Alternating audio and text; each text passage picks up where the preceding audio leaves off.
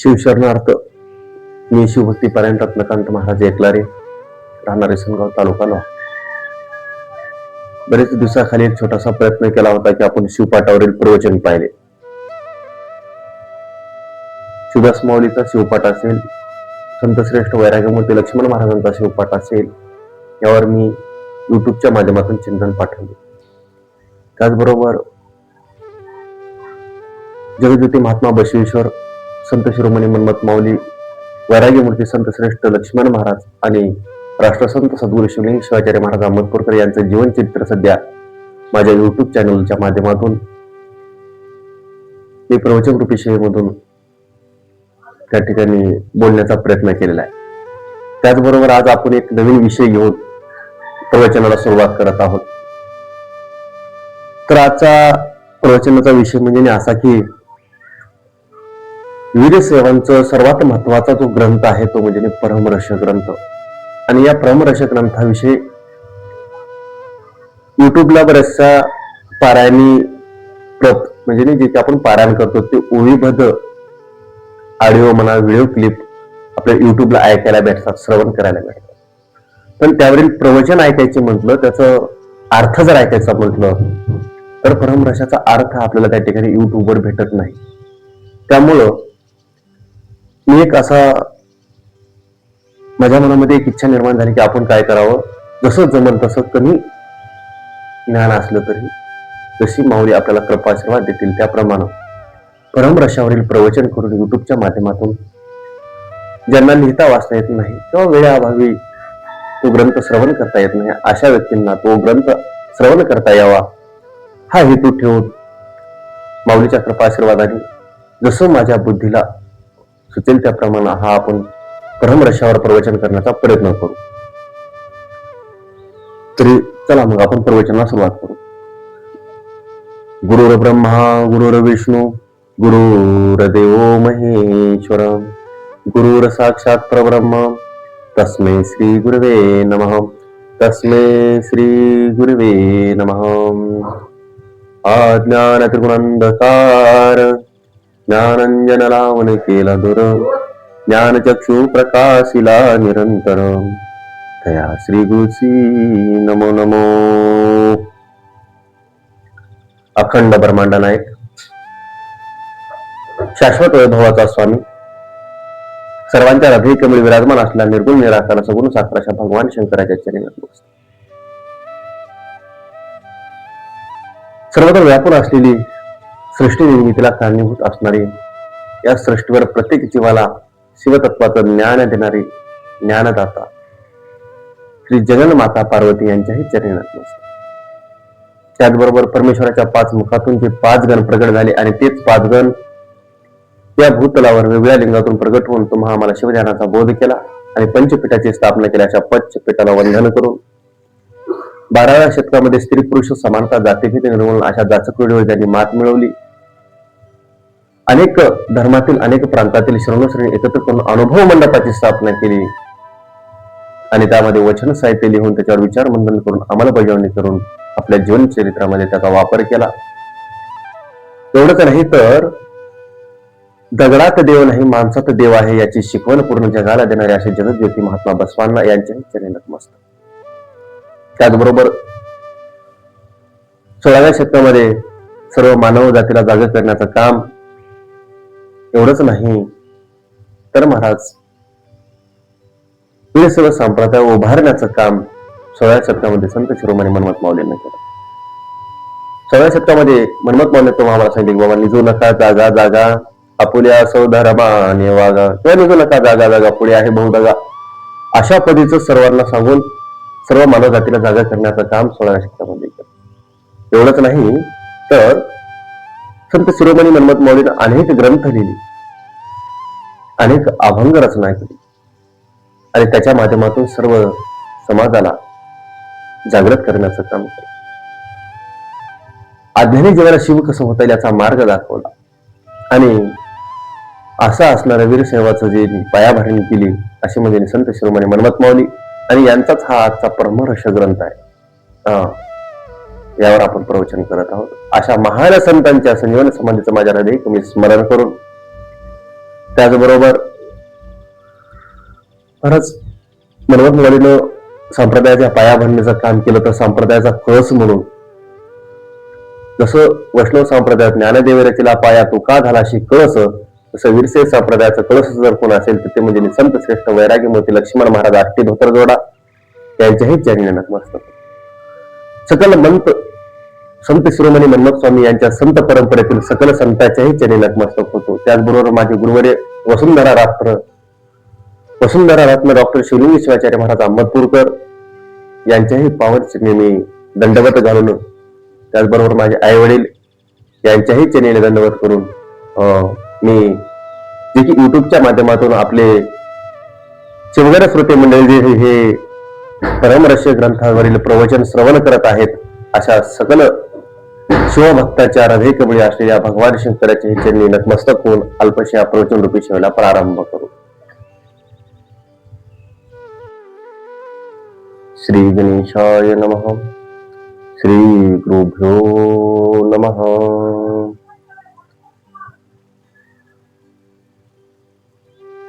परमरहस्य ग्रंथ म्हणजे सामान्य माणसाच्या बुद्धीच्या कक्षेपलीकडचे विचार म्हणजे रहस्य, परम असणारा ज्ञान.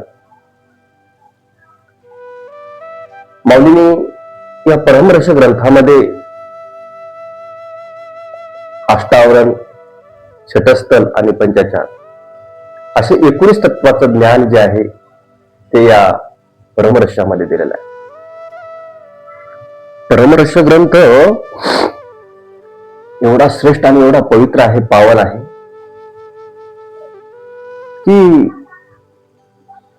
या ग्रंथावर जर श्रद्धा ठेवली, भाव ठेवला आणि जर वाचन केलं तर या ग्रंथाचं जे काही संकल्प असेल ते पूर्ण करण्याची ताकद या ग्रंथामध्ये. एवढा असणारा श्रेष्ठ ग्रंथ परमरहस्य ग्रंथ हा भगवान शिवाचा आणि पार्वती मातेचा संवाद आहे. आणि हा ग्रंथ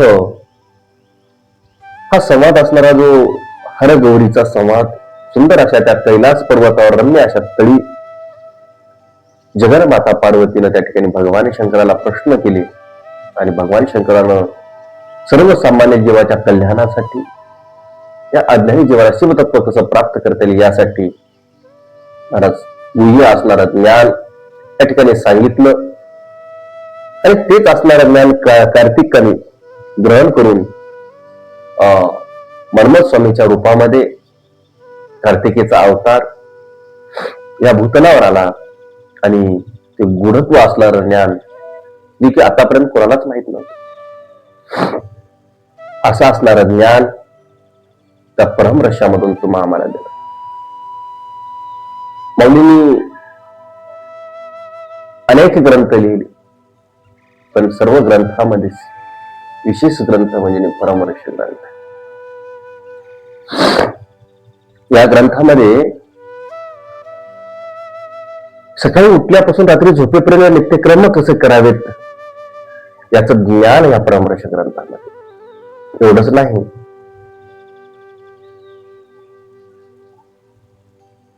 4 वेद, 6 शास्त्र, 18 पुराणाचं मंथन करून जे काही सार निघतं ते सार या परमरहस्य ग्रंथामध्ये. एवढंच नाही, सिद्धांत शिखामणी सारखा असणारा आपला वीरशैवांचा धर्मग्रंथ, त्या ग्रंथाचं जे संस्कृत आहे ते मराठीमधून तुम्हाला आम्हाला त्याचं ज्ञान समजावं म्हणून माऊलींनी हा परमरहस्य ग्रंथामध्ये सोपा आणि साधं एकदम सोप्या भाषेमध्ये करून तुम्हाला आम्हाला दिलेला आहे. बघा, एखादी आई एखाद्या मुलाला डायरेक्ट रोटीची कुटकी करू करू चालेल का? नाही महाराज. लहानसं बाळ जर असेल तर आई काय करते, कोरभर रोटी एखाद्या दुधामध्ये अशी बारीक बारीक बारीक बारीक कालवून त्या लेकराला पचल असं थोडं थोडं थोडं करून पाजवत असते किंवा देत असते. त्याप्रमाणात माऊलीला माहिती होत की सर्वसामान्य व्यक्ती हा सर्व वेदांताचं पाठांतर केलेला नसेल, त्याला संस्कृतचं ज्ञान असेल की नाही, त्या सर्व गोष्टीचा त्याला त्या ठिकाणी माऊलीला अनुभव होता, ज्ञान होतं. म्हणून माऊलीनं जसं आईनं कठीण असणारी ती भाकर महाराज बारीक काला करून त्या लेकराला चारावी, तसं कठीण असणारं ज्ञान महाराज तुमच्या आमच्या उद्धारासाठी, कल्याणासाठी माऊलीनं एकदम सोप्या भाषेमध्ये, परमरश्यामध्ये केले. मग एवढा पवित्र ग्रंथ हा शिवगौरीचा संवाद आहे आणि हा ग्रंथ संत श्रेष्ठ शिरोमणी मनमत माऊलीने लिहिला. म्हणून या ग्रंथाचं सर्वांनी वाचन केलं पाहिजे, श्रवण केलं पाहिजे, त्याचं पारायण केलं पाहिजे. कारण ज्या ज्या वेळेस या ग्रंथाचं वाचन करतात, त्याचा अनुभव घेतात, तर जीवनामध्ये कधीच अपयश येणार नाही, कधी दुःख येणार नाही, असा असणारा पवित्र पावन परमरस ग्रंथ आहे. पण महाराज परमरस ग्रंथ हा कोण वाचावा, कसा वाचावा व कोण श्रवण करावा, श्रवण केल्याच्या नंतर फलश्रुती काय, असे अनेक प्रश्न निर्माण होतील की हा परमरस ग्रंथ कोणी वाचावा, आहे की नाही महाराज. तर परमरस ग्रंथ हा महाराज कोणीही शिवभक्त असू द्या, ज्याची या ग्रंथावर श्रद्धा आहे, भाव आहे, प्रेम आहे, अशाने हा ग्रंथ वाचला पाहिजे. हा ग्रंथ वाचत असताना वयाची आट नाही, वर्णाची आट नाही, जातीची आट नाही. फक्त परमरस ग्रंथ श्रवण करत असताना, वाचन करत असताना श्रद्धाभाव असला पाहिजे, प्रेम असलं पाहिजे, त्याच्यावर भक्ती असली पाहिजे, तरच हा ग्रंथ वाचावा. माऊली एका ठिकाणी म्हणतात, हा परमरस ग्रंथ जे पाहती ते शिव स्वरूप स्वयं होती, ब्रह्म स्वरूप स्वयं पार्वती निश्चयाची जाते. जे कोणी भावभक्तीनं, प्रेमानं, श्रद्धेनं जर हा ग्रंथ वाचत असतील तर ते शिव स्वरूप होतात, अशा पद्धतीचं माऊली या ग्रंथात म्हणतात. माऊली एवढंच नाही, हा ग्रंथ कोणा वाचावा हा प्रश्न ज्यावेळेस उत्पन्न होतो त्यावेळेस माऊली म्हणतात, जे शिवाचे शिवभक्त सदा आचरी दीक्षावंत, जे झाले गुरु कर जात तिही हा ग्रंथ परिसावा. बघा माऊली किती सुंदर सांगतात. त्या ठिकाणी वाण्याची गरज नाही, तो कोणा जंगमानं, कोणा शिवाचार्यानं, कोणातरी वैराग्यानं, संत ऋषी मुनीनं हा ग्रंथ वाचावा, हा उद्देश या ग्रंथाचा नसून माऊली काय म्हणतात बघा, जे शिवाचे शिवभक्त, जो कोणी शिवाचा शिवभक्त आहे, त्याच्या पुढे जाऊन सांगितले सदा आचारी दीक्षावंत, त्यानं शिव दीक्षा घेतलेली आहे आणि आचरणाने जो वागतो, तो या ग्रंथावर भक्ती, भाव, प्रेम ठेवतो, अशाने कोणीही वाचावं. त्याच्या पुढे जाऊन सांगतात, भविष्य श्रवण न करवावा, हा शिवाचारी शिवभक्ती ऐकावा, ऐकून जीवी धरावा, तैशीची करावा आचार. बघा किती सुंदर ओवी आहे. माऊली म्हणतात, हा ग्रंथ वाचत असताना भईनं वाचू. आता भई कोणाला म्हणायचं, ज्यानं पवित्र योनीमध्ये जन्माला आल्याच्या नंतर, पवित्र कुळामध्ये जन्माला आल्याच्या नंतर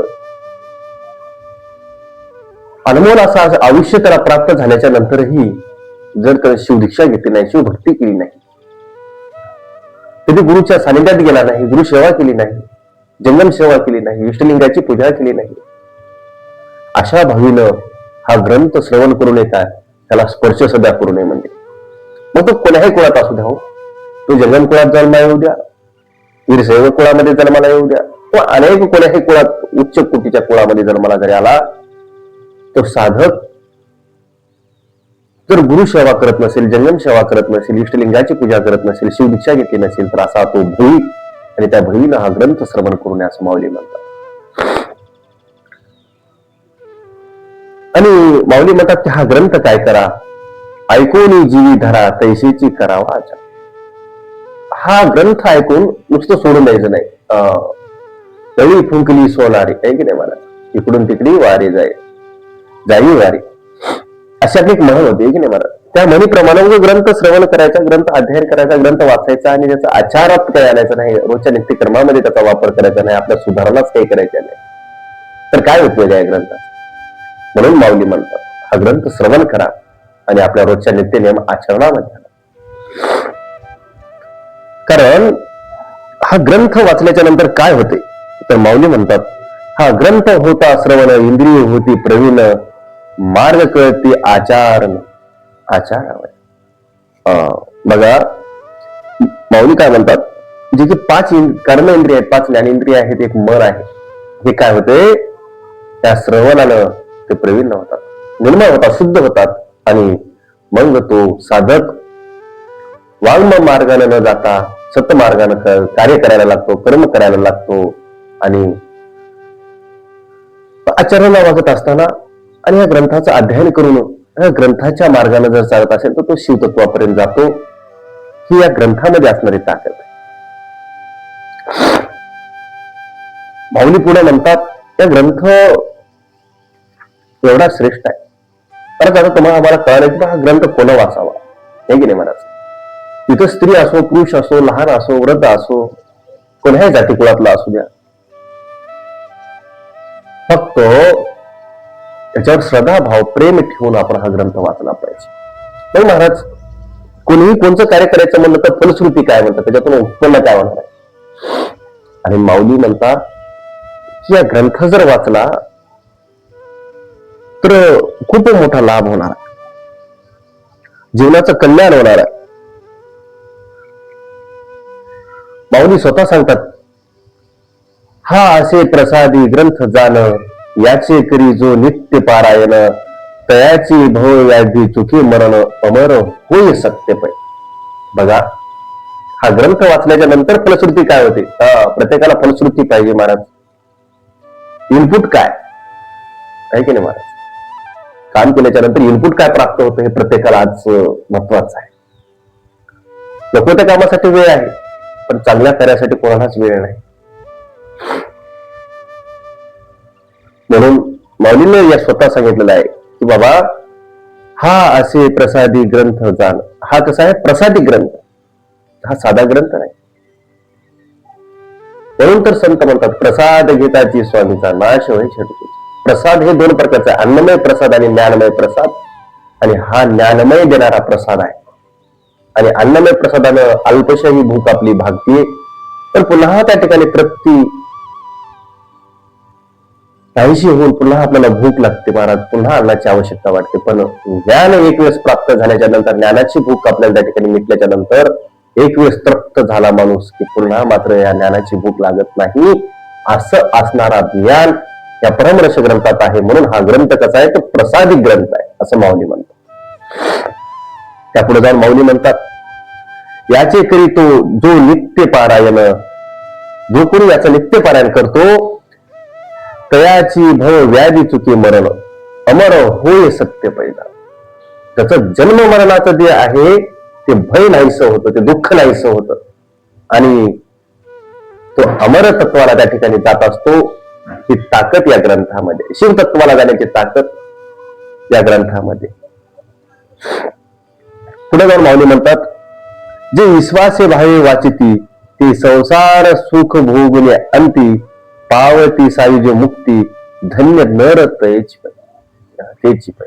माऊली काय म्हणतात या ग्रंथातून, जो कोणी विश्वासानं भावनेनं हा ग्रंथ वाचतो तो साधक जरी संसारात असला राहिला तरी तो निर्गुण सायुज्यता नावाची मुक्ती प्राप्त करतो. आता निर्गुण सायुज्यता नावाची मुक्ती काय आहे, मुक्तीचे प्रकार किती आहेत हे आपल्याला पाहायचं आहे ह्या ग्रंथात.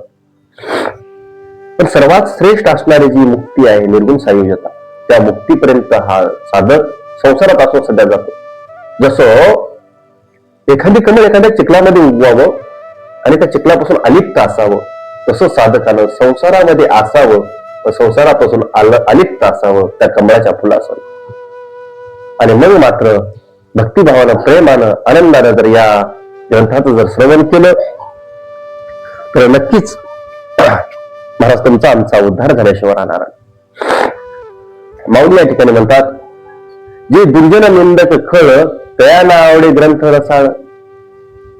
जे निंदक आहेत, जे दुर्जन आहेत, त्याला हा ग्रंथ कसा आवडेल? आवडणार? हा आवडले कोणाला? सत्वगुणी माणसाला हा ग्रंथ आवडेल, जो भगवंताची भक्ती करतो, ज्याची नितांत या ग्रंथावर श्रद्धा आहे, प्रेम आहे, त्या शिवावर त्यांचं प्रेम आहे, मनमत माऊलीवर त्यांचं प्रेम आहे, त्यांनाच हा ग्रंथ चांगला आवडेल. नसेल तर हा ग्रंथ कोणालाही आवडणार नाही. त्यासाठी प्रारब्ध चांगला असावं लागतं, संचित चांगला असावं लागतं. आणि महाराज तुमच्या आमच्या परमभाग्याने हे संचित तुम्हाला प्राप्त झालं. माऊली पुढे म्हणतात, आजची दुनिया कशी आहे बघा. माऊलीनं 450 वर्षापासून 450 वर्षाखाली लिहिलं होता आणि आज ही वेळी तंतोतंत लागते. माऊली काय म्हणतात बघा, की दुग्ध सोडविया जाण प्राशी मध्याते जाऊन, की दुर्दैवी नेत्र बांधून द्रव्य घटा ओलांडली. बघा माऊली काय म्हणतात, अमृतासारखं असणारं दूध सोडून मद्यपान करायला लागतील लोक. केव्हा करतात? आणि द्रव्याचा हांडा जरी समोर असला तरी ते त्या ठिकाणी महाराज त्यांना दिसत नाही, ते ओलांडून पुढे जात.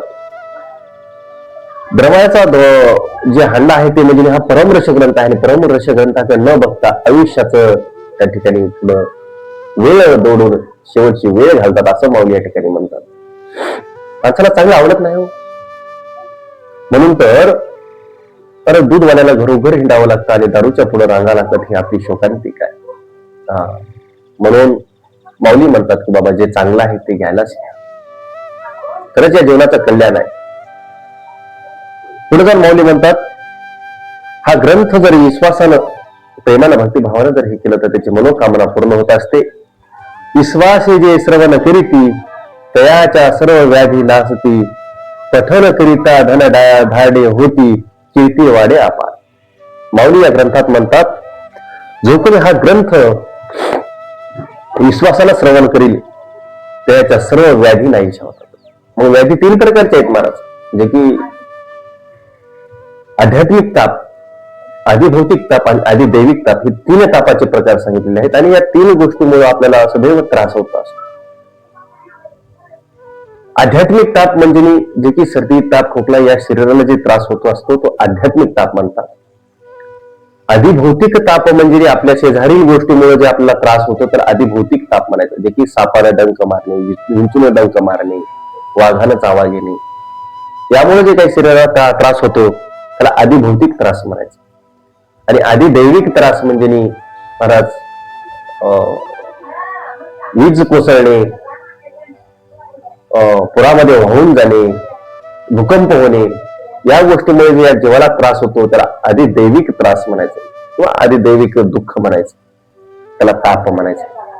अशा 3 गोष्टीमुळे तुम्हाला आम्हाला सदैव त्रास होत असतो, दुःख भोगावं लागत असतं. आणि ते नाही ते सर्व व्याधी या ठिकाणी हा ग्रंथ जर वाचला तर नाहीशा होतील, असं स्वतः त्या ठिकाणी भगवान शिव परमात्मा या ठिकाणी म्हणतात, माऊली म्हणतात.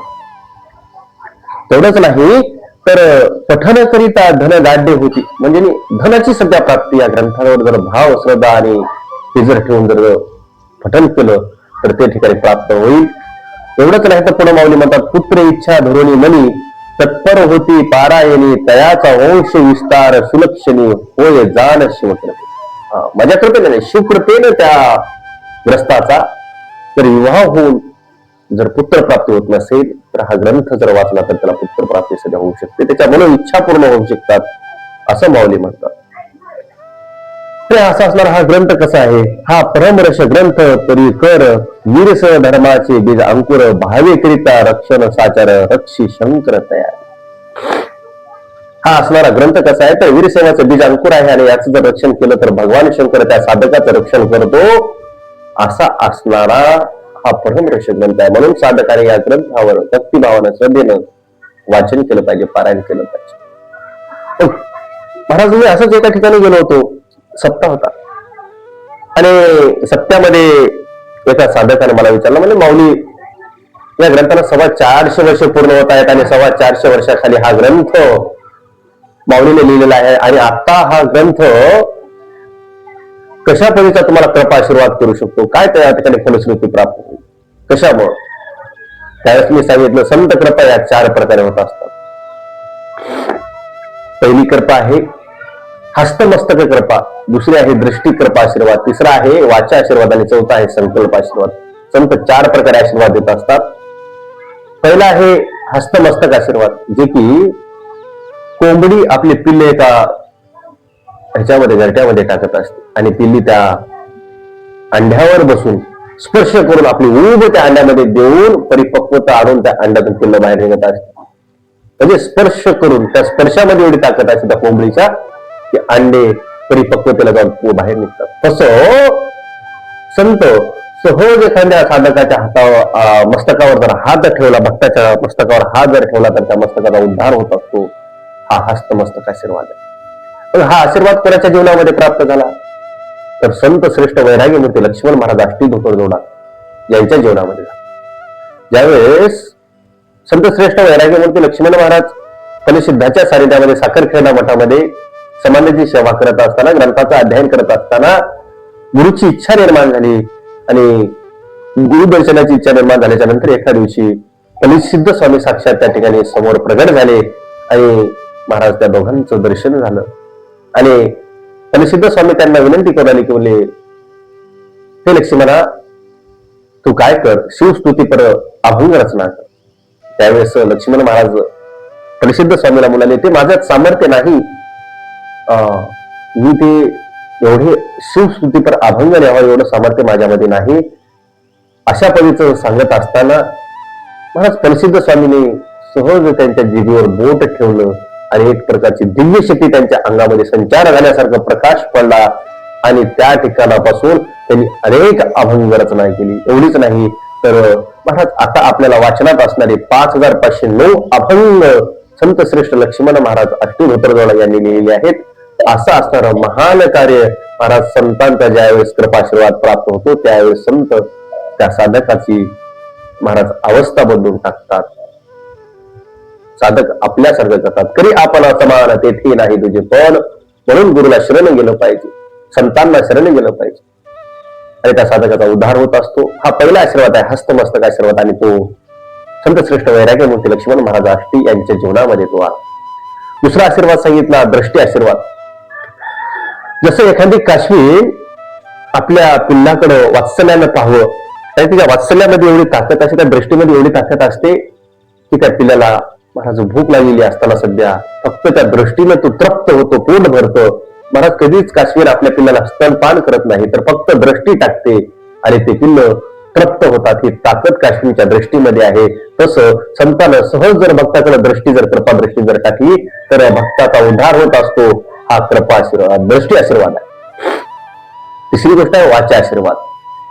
एक कुळी नावाचा पक्षी असतो आणि तो काय करतो, आपल्या घरट्यामध्ये अंडे टाकून कुठेतरी चरायला जातो आणि चरत असताना सहज तिथून कुर्र कुर्र कुर्र कुर्र असा आवाज येतो आणि तो आवाज एवढा बराच ताकद असते आवाजामध्ये. ते आवाज त्या अंड्यावर येऊन आपटला की त्या आवाजाने ते अंडे परिपक्वतेला जातात आणि त्याच्यातून पिल्ल सुखरूप बाहेर निघतात. ही आवाजात ताकद आहे, त्याच्या वाणीमध्ये ताकद आहे.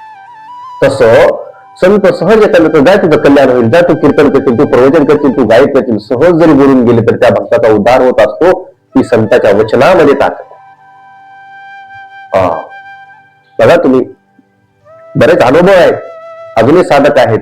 राष्ट्रसंतांनी सांगितलं की बाबा तू खूप उभा टाकाने कीर्तन कर आणि काहीच पाठांतर नसताना त्या साधकाने कीर्तन करावं. 2-2 तास 3-3 तास सुंदर त्या अभंगावर चिंतन मांडावं. गडगेकर आपा असतील, सिद्धगया शिवलिंग शिवाचार्य महाराज असतील, अशा अनेक शिवाचार्याच्या अनेक संतांच्या पुढे साधकांचा अनुभव आहे की सहज एखाद्या गुरुनं शब्द टाकावा आणि ते पूर्ण व्हावा. ही ताकद त्यांच्या वाचा आशीर्वादात असते. अशा प्रकारे 3 प्रकारे संत आपल्याला आशीर्वाद देत असतात. पहिला आहे हस्तमस्तक आशीर्वाद, दुसरा आहे कृपा आशीर्वाद दृष्टी आशीर्वाद आणि तिसरा आहे वाचा आशीर्वाद आणि चौथा आहे तो म्हणजे संकल्प आशीर्वाद. एक क्रौंच नावाचा पक्षी असतो आणि तो पक्षी काय करतो बघा, महाराष्ट्रासारख्या राज्यात ठिकाणी आपले अंडे प्रस्तावित करून महाराज चरण्यासाठी कुठेतरी बाहेर देशात निघून जातो आणि तिथून संकल्प करतो की बाबा माझा भारत देशामध्ये महाराष्ट्र राज्यामध्ये माझे अंडे आहेत, ते अंडे परिपक्वतेला जावे आणि त्याच्यातून सुखरूप पिल्ले बाहेर निघावे असा संकल्प होते बाहेर देशातून पक्षी करत असतो. क्रौंच नावाचा पक्षी. आणि त्याच्या संकल्पामध्ये एवढी ताकद असते, त्या संकल्पामुळे इथं अंडे परिपक्व होतात आणि त्याच्यातून फुलं सुखरूपपणे बाहेर निघतात. ही संकल्पनामध्ये ताकद असते. तसा जर संकल्प भक्तानं केला आणि तो संकल्प शुद्ध असेल, भक्तीचा असेल, प्रेमाचा असेल आणि मग तो संकल्प या परमरक्षा ग्रंथावर जर ठेवून जर तुम्ही केला तर मग मात्र महाराज संत या देहानं दूर जाऊ द्या, तर विचाराने या ठिकाणी आहेत, ज्ञानाने या ठिकाणी आहेत. त्या ग्रंथाच्या माध्यमातून संत सदैव आपल्या इथं असतात. म्हणून भक्तिभावानं महाराज संकल्प ठेवून हा ग्रंथ जर वाचन केला, श्रवण जर केला तर नक्कीच त्याला कृपा आशीर्वाद त्या ठिकाणी भेटत असतो आणि त्याचा उद्धार होत असतो. हा चौथा संकल्प आशीर्वाद आहे. म्हणून हा ग्रंथ 425 वर्ष जरी झाले असतील तर साधकानं हा ग्रंथावर श्रद्धा, भाव, भक्ती जर ठेवून जर वाचन केला तर नक्कीच त्याचा उद्धार होतो, कल्याण होतं. हा संकल्प आशीर्वाद आहे संत. म्हणून या ग्रंथाचं श्रवण केलं पाहिजे, म्हणून याचं पारायण केलं पाहिजे, वाचन केलं पाहिजे. आता एखादी असुशिक्षित माणूस म्हणजे कधीच शाळेत गेला नाही तर तो म्हणेल माणूस महाराज मला वाचिता येणार नाही, त्याच्याकडे मोठा मोबाईल आहे, श्रवण बी करता येणार नाही. तर अशा साधकाने काहीच नाही, फक्त परमरहस्य सकाळी उघडायचा, त्याला भस्म लावायचा आणि परमरहस्य घेऊन असं महाराज सुंदर असं मस्तकाला जर ठेवलं आणि आपल्या नित्यकर्माला जर गेलं तर त्याचे सर्व कामं पूर्ण झाल्याशिवाय राहणार नाहीत. ही ताकद या परमरहस्य ग्रंथामध्ये आहे. म्हणून महाराज या परमरहस्य ग्रंथाचं रोज एक तरी अनुभवावी आणि आपल्या जीवनाचं कल्याण करून घ्यावं अशा पद्धतीने या ठिकाणी संत सांगतात. कारण परमरहस्य ग्रंथ राज थोर शिव योग विचार सांगितला आहे की नाही महाराज. परमरहस्य ग्रंथ सर्व ग्रंथामध्ये थोर आहे आणि महाराज आपल्याला पुढील प्रवचनाच्या माध्यमातून या ग्रंथातून काय काय पाहायचं आहे, काय काय श्रवण करायचं आहे. तर असा असणारा सुंदर ग्रंथ आणि या ग्रंथामध्ये शिवपार्वतीचा संवाद असून हा सुंदर अशा त्या रम्य असणाऱ्या त्या कैलास पर्वतावर हा संवाद चालू आहे आणि हा संवाद कार्तिकीने श्रवण करून संत श्रेष्ठ शिरोमणी समाधी राजे मन्मथ माऊलींनी हा ग्रंथ तुमच्या कल्याणासाठी लिखाण केलेला आहे. तुमच्या आमच्या समोर हा ग्रंथ दिलेला आहे, हा प्रसाद दिलेला आहे. हा ग्रंथात अध्याय क्रमांक 1 मध्ये गुरु कोणाला म्हणावं, ज्ञान काय, विज्ञान काय, धर्म काय, कर्म काय, मोक्ष काय, भोग काय याचं ज्ञान अध्याय क्रमांक 1 मध्ये आहे. त्याचबरोबर अध्याय क्रमांक 1 मध्ये या अज्ञानी जीवाला त्या ब्रह्मरूप अवस्थेपर्यंत, शिवस्वरूप अवस्थेपर्यंत जाता येईल याचा मार्ग काय असा पार्वती मातेने प्रश्न केल्याच्यानंतर भगवान शिवानं खूप सुंदर उत्तर दिले. ते आपल्याला अध्याय क्रमांक 1 मध्ये त्या प्रवचनाच्या माध्यमातून पाहायचं. त्याच्या पुढं अध्याय क्रमांक 2 मध्ये जे की अष्टावरणामधील तीर्थ आणि प्रसाद हे फलश्रुती आहेत, त्या तीर्थाचा महिमा आहे. तर अध्याय क्रमांक 2 मध्ये तीर्थाचं महात्म्य, त्या गुरुतीर्थाचं फळ काय, ते गुरुतीर्थ कसं करावं आणि कोणं घ्यावं, कोण्या गुरुचं घ्यावं अशा पद्धतीचं असणारं गुह्य ज्ञान अध्याय क्रमांक 2 मध्ये आलेलं आहे. अध्याय क्रमांक 3 मध्ये वीरसेवाची जीवन पद्धती काय आहे, त्यांची धारणा स्थिती काय आहे, त्यांची लिंग निष्ठा, त्यांची पूजा पद्धती काय आहे असं असणारं वीरसेवांचं सर्व इष्टलिंगाविषयीचं महात्म्य अध्याय क्रमांक 3 मध्ये त्या ठिकाणी आलेलं आहे. अध्याय क्रमांक 4 मध्ये बद्ध कोणाला म्हणावं, मोक्ष कोणाला म्हणावं आणि बद्ध मोक्षाच्या पुढली अवस्था काय आहे असं असणारं गुह्य ज्ञान अध्याय क्रमांक 4 मध्ये तुम्हाला प्रवचनाच्या माध्यमातून पाहायचं आहे.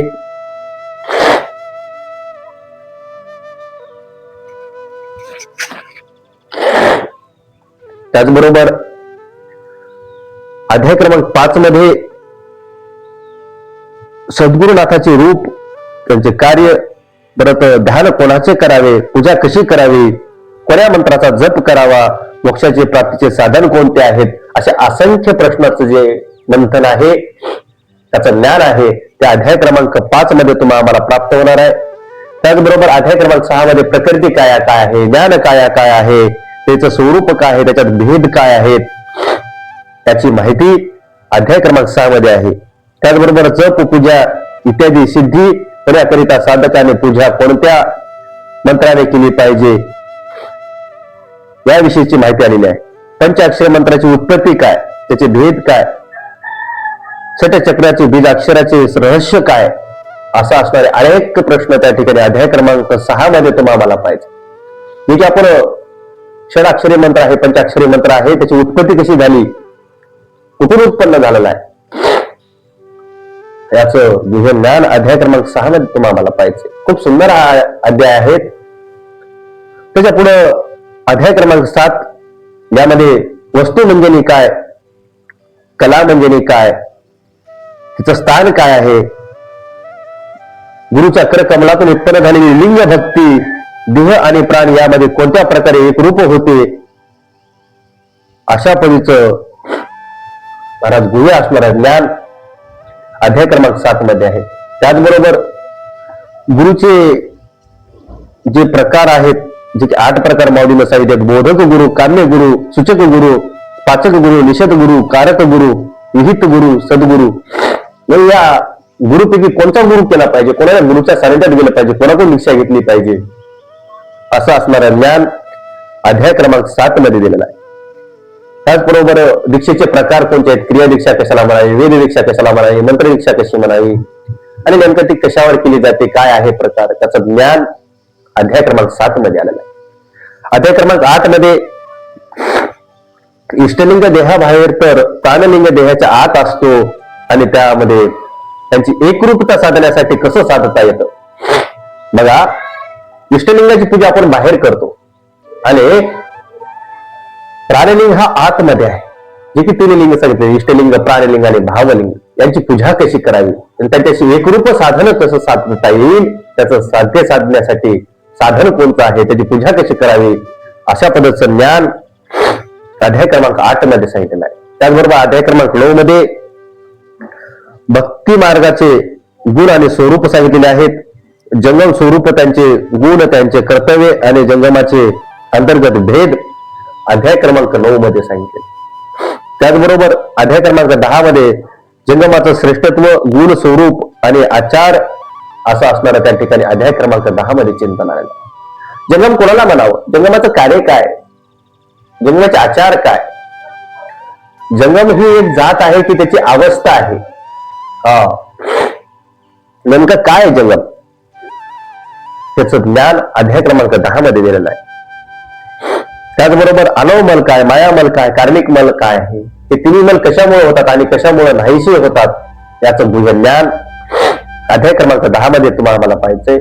त्याचबरोबर अध्याय क्रमांक 11 मध्ये नादाचं रहस्य, बिंदूचं रहस्य, कलेचं रहस्य, या तिन्हीतला भेद काय आहे, याचं ज्ञान अध्याय क्रमांक 11 मध्ये तुम्हाला मला घ्यायचं आहे. त्याचबरोबर अध्याय क्रमांक 12 मध्ये जे की लिंगाची उत्पत्ती सांगितलेली आहे, ते कोणते लिंग कोणत्या लिंगातून मिश्र आहेत, त्याची उत्पत्ती कशी आहे, कोणत्या लिंगाला कोणते बीजाक्षर आहे, त्याचबरोबर षटस्थलाचे रूप, गुण आणि त्यांचे कर्म सांगितलेले आहेत. एका एका स्थलाविषयी आचार पद्धतीचं ज्ञान असणार त्या ठिकाणी अध्याय क्रमांक 12 मध्ये तुम्हाला पाहिजे. त्याचबरोबर अध्याय क्रमांक 13 मध्ये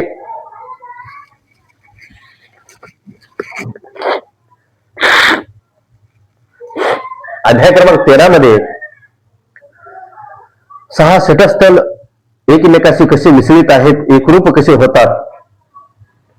त्याचबरोबर भक्तस्थलापासून एकस्थलापर्यंत सर्व स्थानाचे अंगे, कोण्या स्थळाला कोण्या हस्तानं कोणता विषय कसा अर्पण करावा, कोण्या स्थळाला कोणता लिंग आहे, असा असणारं गुह्य ज्ञान त्या ठिकाणी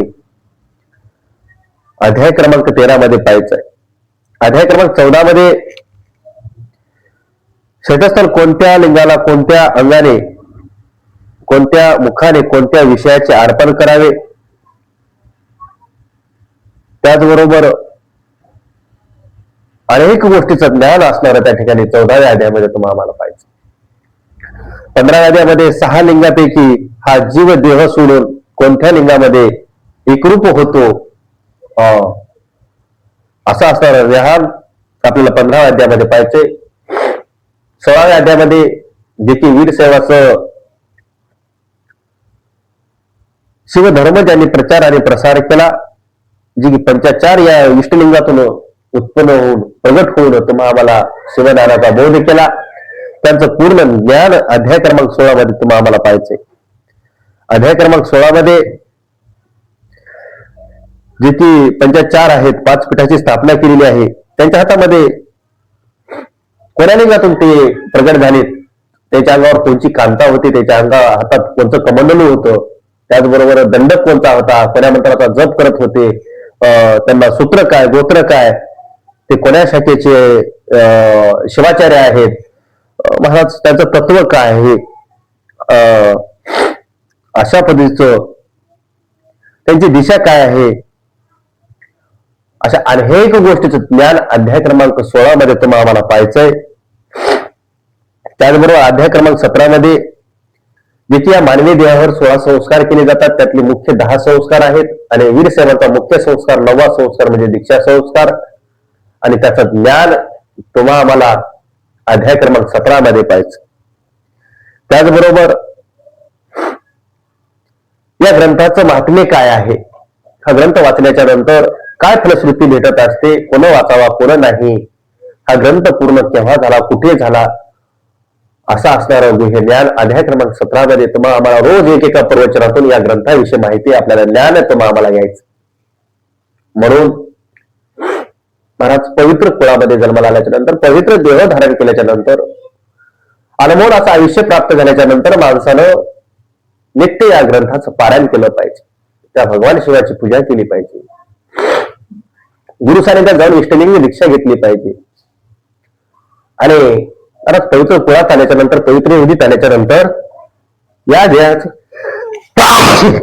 जे सार आहे ते सार करून घेतलं पाहिजे आणि आपल्या जीवनाचं सार्थक होण्यासाठी हा परमर्ष ग्रंथ सगळ्यांनी श्रवण करावा, वाचन करावा. आणि हा ग्रंथ वाचन करत असताना, श्रवण करत असताना भक्तिभावानं, प्रेमानं, आनंदानं हा श्रवण करा. मग तुम्ही म्हणताल महाराज अनेक ग्रंथामध्ये आणि परमर्ष ग्रंथामध्ये काय फरक आहे, परमर्ष ग्रंथच का श्रवण करावा, तर मी सांगेन, जंगलात अनेक हरण आहेत पण प्रत्येक हरणाच्या बेबीमध्ये कस्तुरी नाही. जंगलामध्ये अनेक हत्ती आहेत पण प्रत्येक हत्तीच्या मस्तकामध्ये मोती नाही. जंगलात अनेक वृक्ष आहेत पण प्रत्येक वृक्ष कल्पवृक्ष नाही. जंगलामध्ये अनेक गायी आहेत पण प्रत्येक गाय कामधेनू आहे. तसं ज्या सृष्टीवर अनेक ग्रंथ आहेत पण परमरसासारखा ग्रंथ नाही, ब्रह्मस्वामी सारखा संत नाही आणि वीरसेवेसारखा संप्रदाय नाही. म्हणून हा परमरस ग्रंथ तुम्ही आम्ही सर्वांना करावा.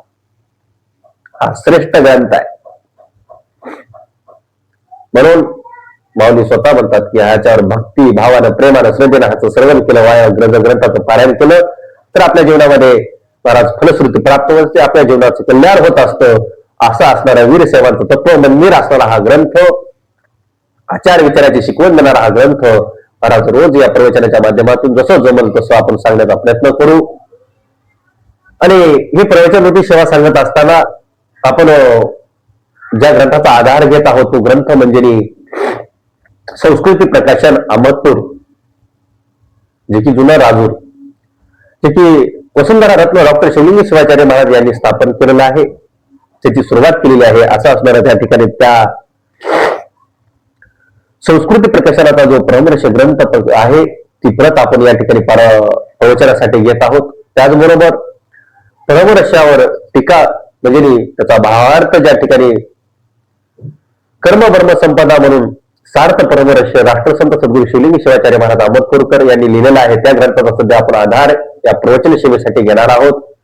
त्याचबरोबर साखर खेड्याची प्रत असेल, अन्य कुठल्या मठाची प्रत असेल, त्या प्रतीचा आपण वापर करून आपण त्या प्रवचन सेवा करण्याचा प्रयत्न करणार आहोत. महाराज हे ज्ञान गुह्य आहे, हे शब्दात सांगणं शक्य नाही परमरसाचं ज्ञान. पण महाराज माझ्यासारख्या अल्पमती अल्पज्ञानानं काहीतरी उगत थोडस जसं जमल तसं याच्यावर मी चिंतन करण्याचा प्रयत्न करणार आहे.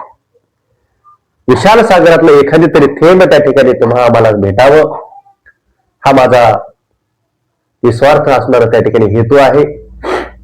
त्यासाठी परत या चॅनलवर जे की शिवकीर्तन या चॅनलवर रोज या ठिकाणी ही सुंदर असे प्रवचन ऐकायला भेटतील. त्या चॅनलवर शिवपाठातील अभंग असतील शिवदास माऊलीचे, त्याचबरोबर संत श्रेष्ठ वैराग्यमूर्ती लक्ष्मण महाराज यांचे शिवपाठातील अभंगाचं चिंतन आहे. त्याचबरोबर राष्ट्रसंतांचं जीवनचरित्र, मनमत माऊलीचं जीवनचरित्र, संत श्रेष्ठ वैराग्यमूर्ती लक्ष्मण महाराजांचं जीवनचरित्र, जगज्योती महात्मा बसवेश्वरांचं जीवनचरित्र, त्याचबरोबर आपल्या वीरसेवाच्या अष्टावरण, पंचाचार, शतस्थल असे 19 तत्वाचं ज्ञान आम्ही सदैव या चॅनलच्या माध्यमातून, युट्यूबच्या माध्यमातून सर्वांना देत असतो. त्यामुळं सर्वांनी या चॅनलला सबस्क्राईब करा, लाईक करा, शेअर करा आणि रोज या चॅनलवर येणाऱ्या प्रवचनाचं श्रवण करून आपल्या जीवनाचं उद्धार करून घ्यावा, एवढंच या ठिकाणी या प्रसंगी माऊलीच्या चरणी प्रार्थना करतो आणि सेवेला येथेच थांबतो. झालेली सेवा माझ्या गुरुवरांच्या, त्याचबरोबर संजीवन समाधी राजे संत शिरोमणी मनमत माऊली यांच्या संजीवन समाधीला या सेवेच्या ठिकाणी सेवा अर्पण करतो आणि सेवेला येथेच थांबतो. ही माझी वाक्य पुष्प पूजा समर्पण हो श्री राजा मनमत शिवलिंग विनवी हो जा श्री गुरु नागेशाशी, श्री गुरु नागेशाशी. ओम शांती शांती शांती.